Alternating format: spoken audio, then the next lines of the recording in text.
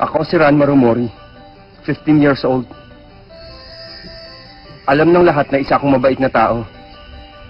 At ang cute kong kitten ang gumigising sa akin tuwing umaga. Beyond Giorno.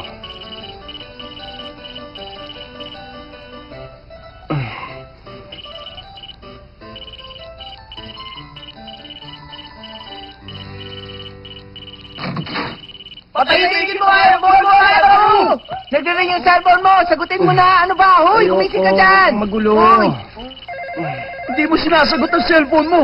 Natuloy pati yung telepono natin, ring ng ring. Bumangon ka na dyan at sagutin mo ang phone mo. Pag hindi ka gumising, lalo kitang kikinitin. Wife. Ayaw mo sagutin ang phone mo, ha? Tanggapin mo, super pitik ko! Aray!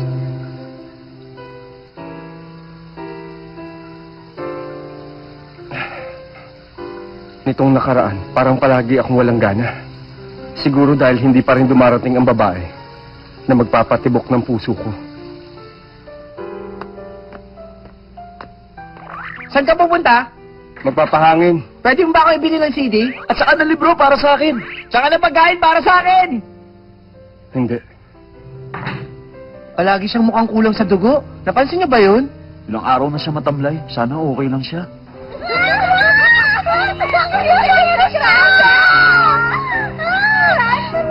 Sirahan niya, di ba?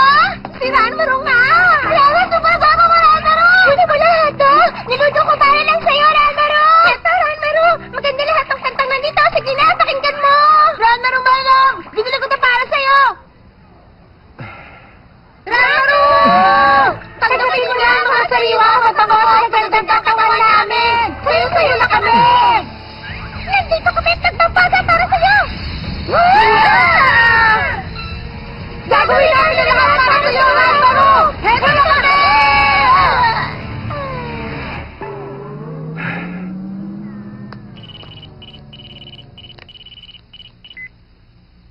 Hi! Kumusta, kitten? Papa? Nandito na ako. May dala akong pasalubong. Ayos! Ang galing mo, Ranmaro! Sa akin yung donuts! Sa akin dyan yung CD! May sasabihin ako sa inyo. Seryosong usapan to. Gusto kong malaman kung ano magiging reaksyon nyo pag naging stick to one ako. Ha? Nakakapangilabot yun, di ba? Kapag naging ganong klaseng lalaki ako, sigurado na maraming babae ang masasaktan. Siguradong hindi nila kakayanin ng sakit. Mas gugustuhin pa nilang mawala dito sa mundo. Hindi ako papayag na mangyari yun sa kanila. Anong nangyayari kay Ranmaro? Akala ko ba seryosong usapan to? Makinig kayo. Ganito kasi yan. Arranged marriage! Bigla na lang nagdesisyon si Papa. Ngayon ko din lang nalaman yan. Ibang klase talaga ang karma. Lumagay ka na sa tahimik para sa kapakanan ng lahat ng babae sa mundo. Pwede! Hindi ko pa na-enjoy ang buhay single! Hihingi sana ako ng payo sa inyo kung paano ko sisirain yung engagement. Anong klaseng babae ba yung pakakasalan mo? Ang alam ko, galing siya sa isang mayamang pamilya. Kilala ang pamilya niya at pumapasok siya sa isang all-girls school. Limusin ang pinangsusundot hatid sa kanya. Masyado siyang pinoprotektahan kaya konti lang nakakalapit sa kanya. Pero, mas gusto ko talaga yung mga mapaglarong babae. Sige na! Namin ang engagement yung dalawa! Hindi kami papayag na mabiktima mo ang ganong klaseng babae! Maraming mapapahama kapag ikaw ang unang lalaki makakasama niya. Dahil sa'yo, siguradong iisipin niya na hindi mo lahat ng lalaki sa mundo. Sandali lang, ang ibig niyong sabihin tutulungan niyo ako, hindi ba? Pero, ano naman kaya ang gagawin natin? Ba't hindi ka gumawa ng paraan para kamuhian ka ng babae? Ano? Ganon? Gagawa ako ng paraan na kamuhian ako ng babae? Hindi pwede, hindi ko kayang gawin yan. Hindi ko kayang isakripisyo ang sarili ko, hindi ko kaya. Nagbibiro lang ako, pasensya na. Kung gusto mong kainisan ka ng babaeng yun, gayahin mo lang si Kyohei. Ano? Wala siyang modo. Pasagulero siya at saka pasaway. Ayaw ng lahat ng babae sa masamang lalaki. Oo nga. Huwag kang makinig sa kanya! Ikaw, Yuki, hindi ba madalas kasabihan na iyakin at hindi maaasahan? Ano sabi mo? Ikaw, Takinaga, manig ka at madalas kang napagkakamalang suplado at feeling magaling sa lahat! Bakit saan napunta ang usapan? Sama mo! Sino ka magsalita? Mayabang, no? Kahit kailan. Yes, hello? Oh, honey. Ngayon na? Titingnan ko. Okay, sige. Pupunta na ako dyan. Tinulungan ka natin kaya umayos ka! Ang solusyon lang talaga balikan niya! Sa akin yung makinig! Sa kanya! Sa Talaga? akin ba? Makinig ka sa akin! Alam mo na ba ako sa gawin? Ang paraan para maging kasuklam-suklam na lalaki. Para mainis sa'yo ang babae, ito lang ang kailangan mong gawin! Tumingin ka ng masama at maging mayabang ka. Yung tipong pati mga magulang niya maiinis sa'yo. Parang ganito? Correct! Kuhang-kuha mo. Lesson number 2. Dapat maging magaspang ang kilos mo! Magaspang na ba ang kilos ko ngayon? Baby? Mali yan! Hindi ganyan ang kasuklam-suklam na lalaki. Magseryoso ka nga! Hindi ko kaya! Hindi ka talaga nag-iisip. Kabisaduhin mo lang ang tamang formula. Yun ay kung may sapat na oras ka pa. Yohei, ikaw ba yan? Ginagaya ko si Takinaga. Mas maiinis sa'yo ang babaeng yun kung ganito ka. Ano sinabi mo? Sumusobra ka na talaga, ha? Kuhang-kuha ko ba? Sandali lang, huminahon ka! Huwag na kayong mag-away, okay? Ha? Ganyan nga si Yuki. Pasensya na. Wala akong magagawa dahil ganito na ako. Ang gwapo ko. Hindi ko na alam ang gagawin ko ngayon sa mga chika babes ko. Di ba hindi ako ganyan magsalita, no? Eh, ganun ka kaya?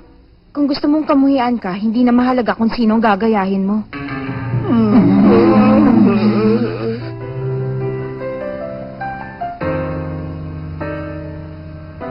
Nasaan na ba sila, Taro? Ano ba? Huwag ka manulak. Uy, suno ko. Ano ba yan? Sa tingin ko matagal tayong maghihintay eh. Pasensya na. Hanggang ngayon hindi pa rin dumarating ang magaling kong anak. Ano kayong problema? Nasaan na kaya ang batang yun? Okay lang po. Hindi rin po makakarating ang parents ko rito. Pasensya na po kayo. Okay lang yun. Walang problema. Tingnan niyo ang lalaking yun, oh. Kamukhang kamukha niya si Ranmaru. Oo nga. Yun ang fiancé niya. Mukha talaga siya mayaman, no? Ang ganda niya! Nandito na ako. Late ka na. Ikaw ba yan, anak?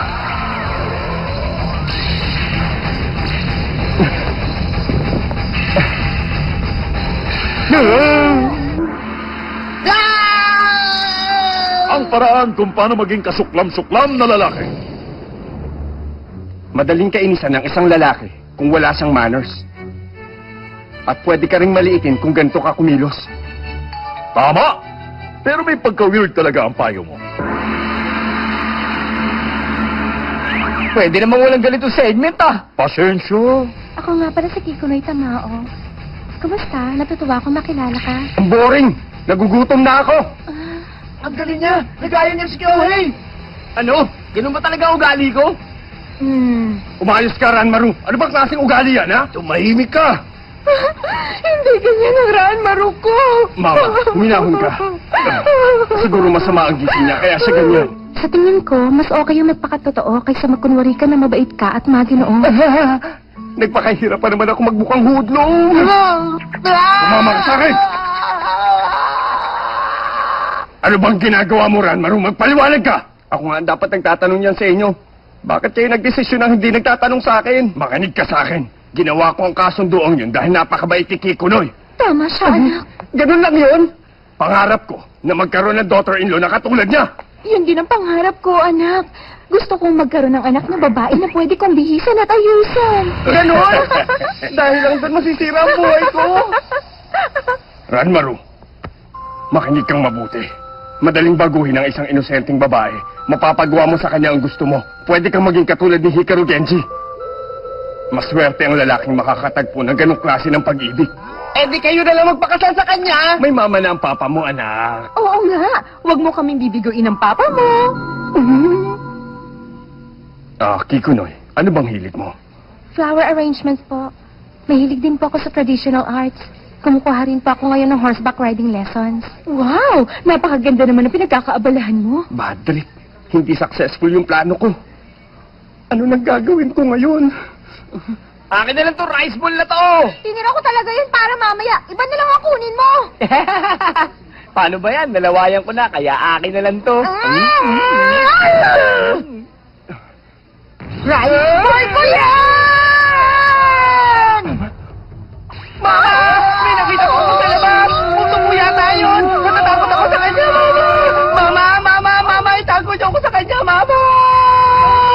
Hindi talaga ganyan ang anak ko, maniwala ka.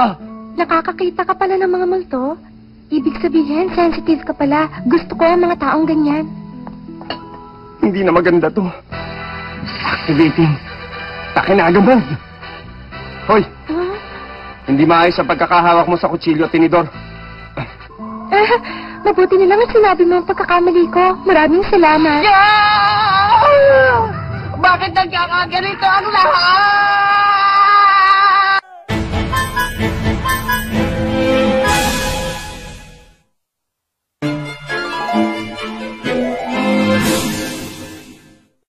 Sa totoo lang, hindi ko maintindihan ng babaeng yun eh.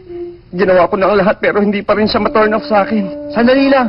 Ano ba talaga yung plano mo kanina? Ginaya mo lang ba kaming tatlo? Akala ko mainis siya sa akin kapag ginaya ko kayo.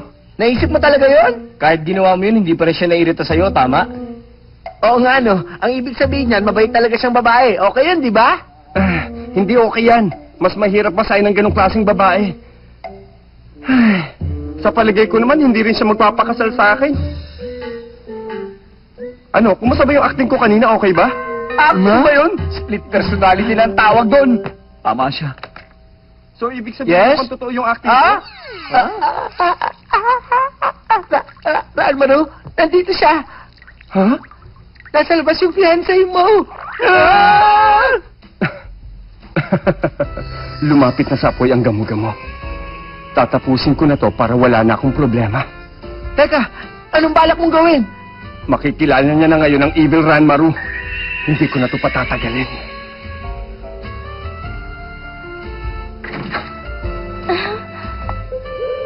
Anong kailangan mo sa akin? Bracelet mo to. Naiwan mo to sa restaurant, kaya naisipan kong dalhin na lang rito. Pumunta ka rito sa bahay para lang ibalik sa akin ang bracelet na yan. Medyo malalim na rin ang gabi.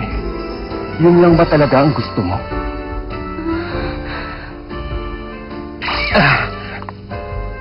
Pumunta ako rito para ibalik sa may-ari ang bracelet. Paalis na ako. Good night.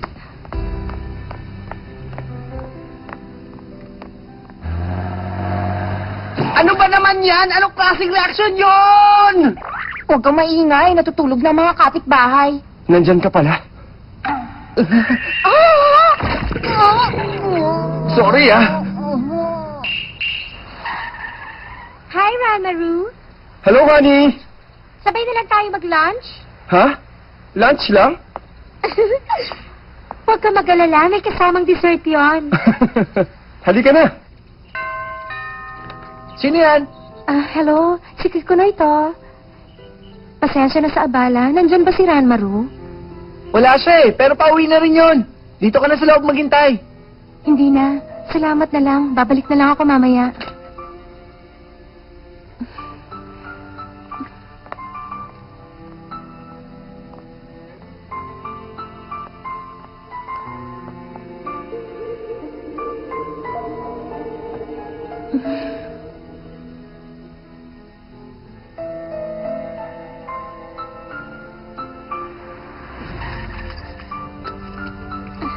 Nag-enjoy ako kanina.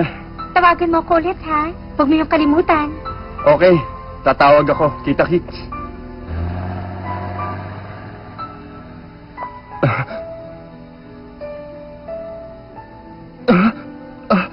Anong... Good evening. Pinapunta ko rito ni Mama para ibigay sa iyo to. Dapat sinabi mong darating ka. Tama ka. Dapat sinabi ko muna sa iyo. Pasensya na talaga kung naabala kita, ha?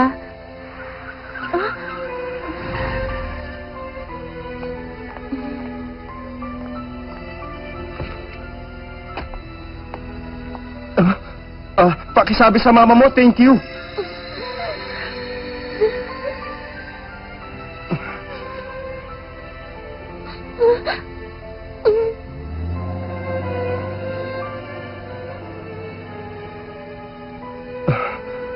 Bakit ganun?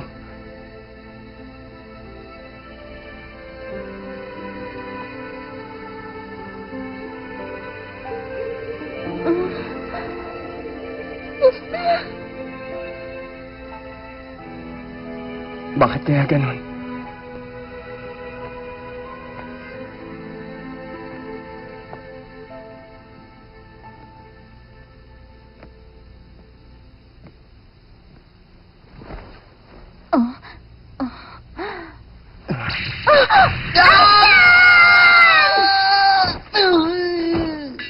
Pasensya ka na sa akin. Ako dapat mag-sorry. Ano ba problema? Pasensya ka na. Naguguluhan kasi ako eh. Oh, Alam ko naman na hindi siya ang tipo kong babae. Gusto ko sanang malaman kung ako yung tipo ng lalaki na magkakagusto sa kahit anong klase ng babae. ang sakit sa ulo niyan. Pero sa tingin ko, hindi ako ganun.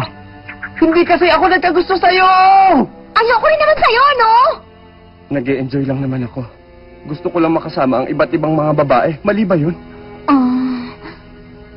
Wala akong masyadong alam sa pag-ibig, pero ang alam ko, pag nanloko ka, lolokohin ka rin. Pag seryoso ka, siseryosohin ka rin. Kung anong tinanim siya nga anihin. Kung hindi mo siseryosohin ang taong seryoso sa'yo, mapupunta ka sa impyerno. Parang ganun ang parusa, di ba?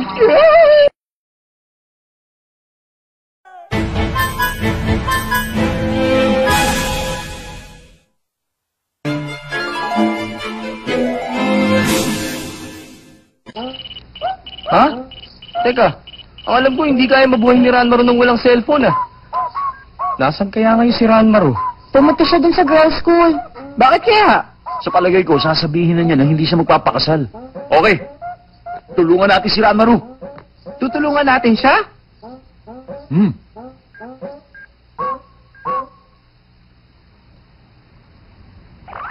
Wow! Sobrang gwapo naman ang guy na yan. Hindi mo ba alam? Siya ang tinatawag na prince ng Mori High. Talaga? Ang cute niya sobra. Okay lang kaya kung lalapit ako sa kanya para magpakilala? Grabe, ang cute niya, no?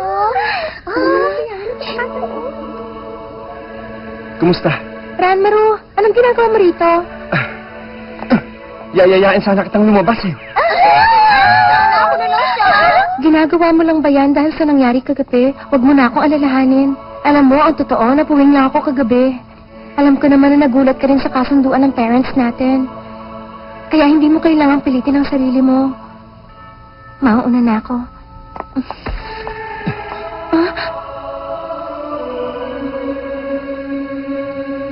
Teka, ano itong ginagawa mo, Ranmaro?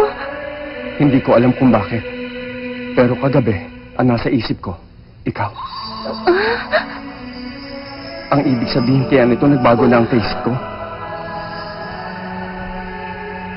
Hindi na ba ako papatol sa kahit sinong babae?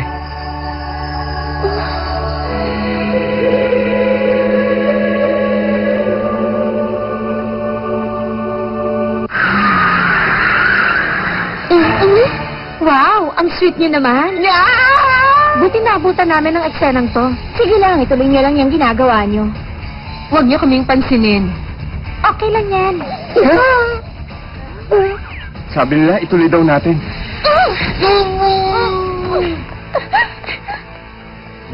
Ay, naku Ram, bad ka ha? Tama lang na paminsan-minsan, maparusahan ka. Mauna na kami. Mag-enjoy na lang tayo next time, okay? Bye, Prince Ran! Masamang tumawa ng malakas, pero... Miss Kikunoy, pumasok na po kayo.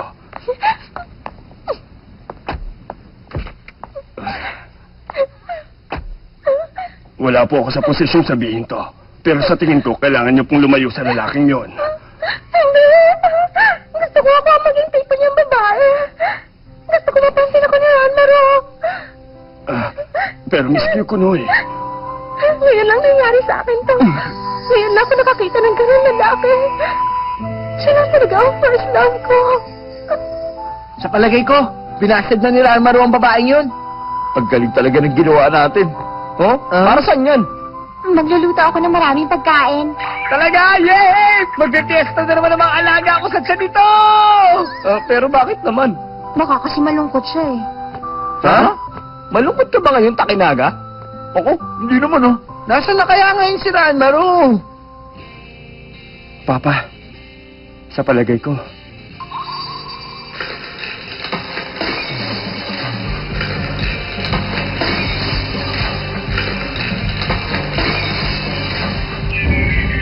matagal-tagal pa ako bago maging Hikaru Genji.